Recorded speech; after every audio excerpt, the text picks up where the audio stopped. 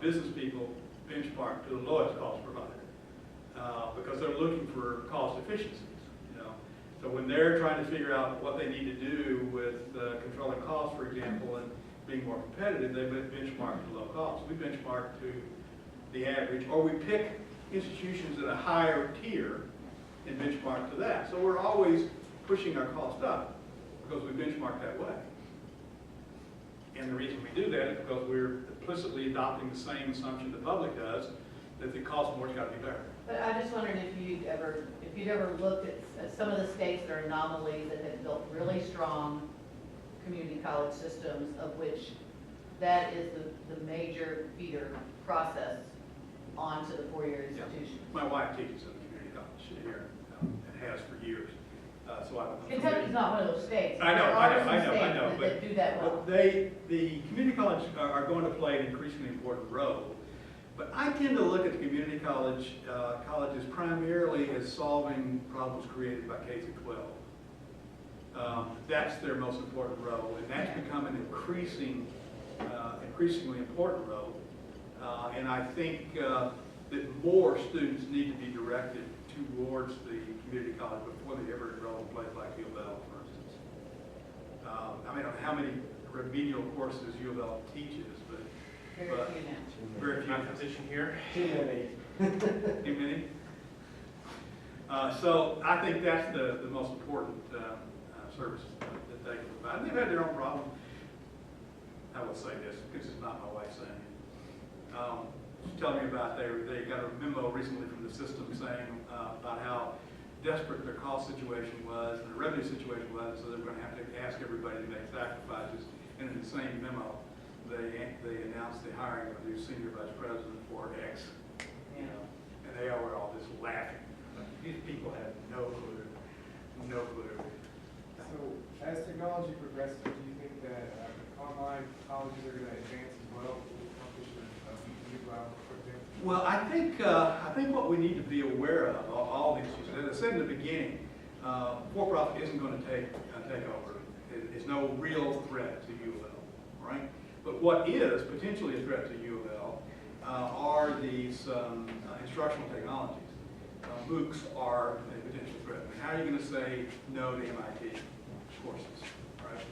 And make anybody do anything but laugh at you if you say you're not going to accept MIT MOOCs successfully completed by a student, all right? So what that means is a loss of some revenues because of the competition provided by MOOCs. This is what I was saying about in the beginning, about provision of disruptive technologies that are going to make it harder for all of us in higher ed to do what we've been doing in the past. And the other thing is, I want to ask my own personal apology to all the young faculty members here, because I feel partially responsible, at least, for the situation that you're looking at when you're starting your career. I don't know how many there are here, but I have real empathy for a young person. I would not want to work. We just have to steal the No, KPIs, we gotta guys. steal the Oh, KPIs. guys, let's Yeah. keep the discussion going because this is, as long as there are questions. Anybody else? Yeah. That would, one of the reasons that the Western European states keep costs down and deliver a much less invasive parts of their product, they strangely, so-called supposedly egalitarian Europe calls things by the right name. That's, you've got the real deal with there. We've also got the droit de l'école and the Polytechnique. 95% of people in American colleges are there because of trades. They've gone through for a rigorous academic education. And in France and a few of the other Western European countries, they call these by the right names. You've got You don't have those true universities, and you've got. those technical institutions that got established. Don't tell me the U.S. Army and War. Why absolutely not. It was with employers' serious dissatisfaction with traditional higher ed, and they actually banded together in district-wide areas to provide the funding to establish those technical schools to provide people who were actually prepared to do the work that they need. Well, it's worked out very well. Yeah, it is. Yeah, it is. Now, the thing I object to on that is I've heard so many times from my, my humanities colleagues that people who study economics are really just studying wealth, you know, or something. No, no. Yeah, so, that's, yeah. The thing, well, I'll go with that. We're like, take Center, for example. Center exists because of its history of preparing people to go to professional school. So it is basically undergraduate preparation for a professional program, either in law or in medicine, for instance. So we're all preparing people for careers, and that I find that argument about technical versus classic disciplines. Well, the old phrase, the main professions, there is a distinction there. I mean, you know, people who go to Millsaps in Jackson, Mississippi, which is about the bottom of the universe as far as Good school. culture. You I've got students that I trained at LSU that are on the faculty there. Right. My point is, I was going to finish by saying that if you come out of Millsaps with a first-rate English literature degree, you've got a real shot at going to Harvard Law.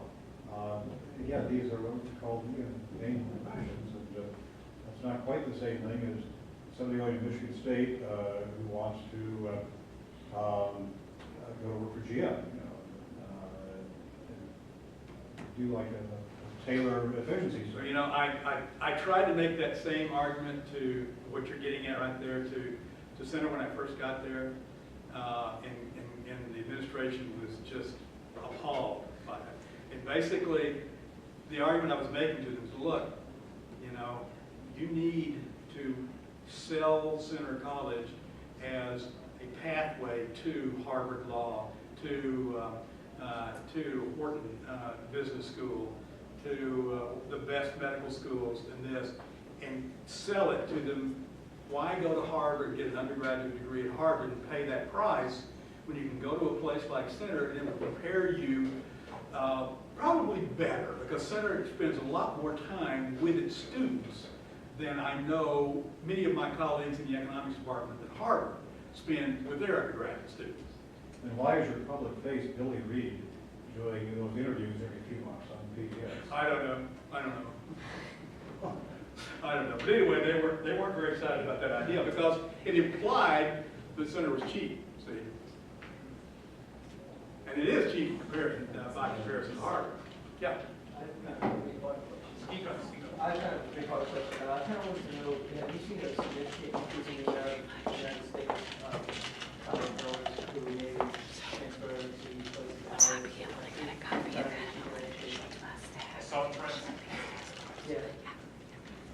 You know, I'm not really up to date on that. I wouldn't be surprised if that were the case.